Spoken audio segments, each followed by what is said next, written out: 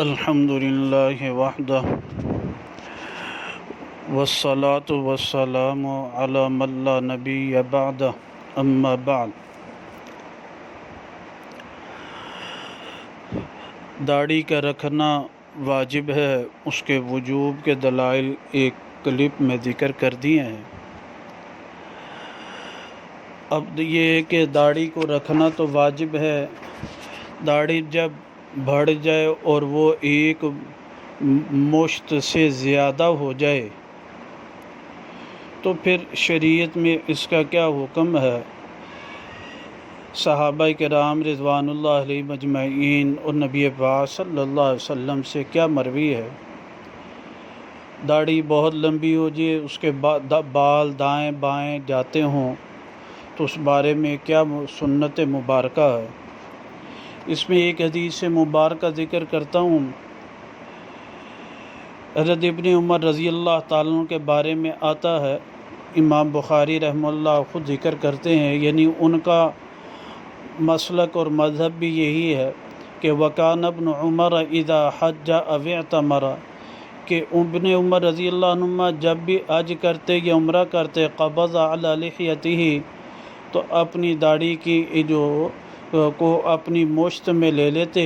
فما فضل اخذا، اور جو بڑھ جاتی تھی اس کو کاٹ دیتے تھے۔ یہ امام بخاری رحمہ اللہ نے جلد دوم کے اندر جو ہے صفحہ نمبر 399 پر ذکر کیا، اور اس کے بعد امام ترمذی رحمہ اللہ سے بھی ایک روایت مبارکہ ہے۔ پہلا باب امام ترمذی نے باندھا، باب ما جاء فی الاخذ من اللحیہ۔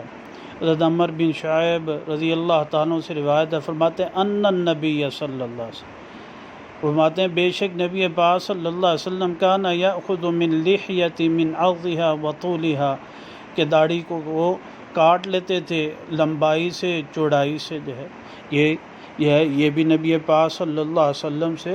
مروی ہے۔ کتاب الآثار میں جو ہے امام محمد رحمۃ اللہ علیہ نے جلد ثانی میں صفحہ 699 پر حدیث مبارکہ لکھی۔ وہ فرماتے ہیں کہ حضرت ابو قحافہ رضی اللہ تعالیٰ عنہ، جو حضرت ابو بکر صدیق رضی اللہ تعالیٰ عنہ کے والد محترم تھے، فرماتے ہیں انہ اتی بہ النبی،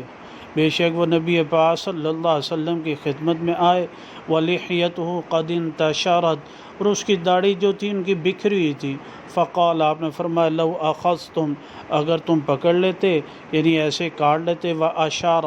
بیدہ الی نواحی لحیتہ، اپنی داڑھی ان کی داڑھی کے کناروں کی طرف اشارہ کیا۔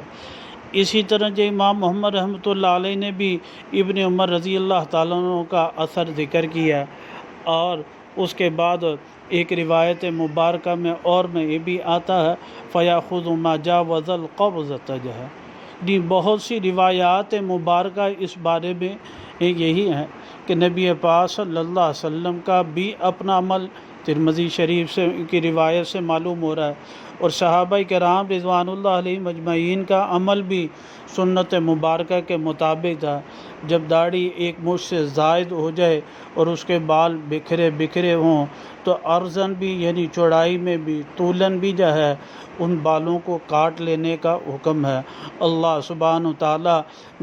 سنت کی اتباع نصیب فرمائے، اور پھر یہ دلائل جو میں نے ذکر کیا ہے، جو ہم اس کی ویڈیو بنائیں گے، اس میں جو ہے جو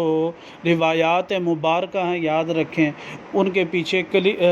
فوٹوز وغیرہ آ جاتے ہیں، جیسے جامع ترمذی ہے، اس میں بھی صحیح البخاری ہے، کتاب الآثار ہے، اور ملا علی قاری رحمہ اللہ علیہ نے عمدۃ القاری میں لکھا، اور جامع